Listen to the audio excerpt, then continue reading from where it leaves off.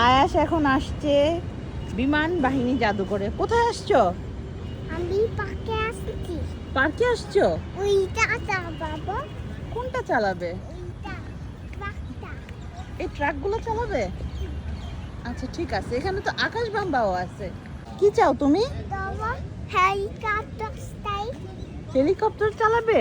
এই যে এখানে একটা হেলিকপ্টার আছে, তারপরে এই পাশে একটা আছে, এই পাশে আছে, অনেকগুলো আছে। এখানে আয়াস, আমরা এখন এই আকাশ বাম্বাটাতে উঠবো। এটা অনেক বড় আকাশ বাম্বা।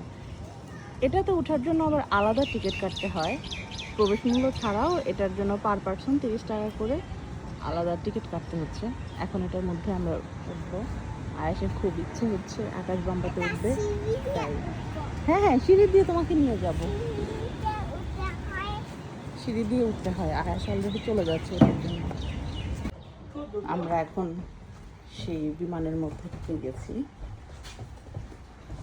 এটার মধ্যে আবার এসি অন করা আছে। হ্যাঁ, সেটা অনেক আগের, অনেক পুরনো। আর এটা হচ্ছে সেই ইঞ্জিন রুম, এখান থেকে বিমান চালানো হয়।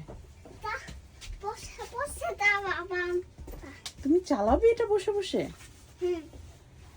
তুমি এটা চালাতে চাও?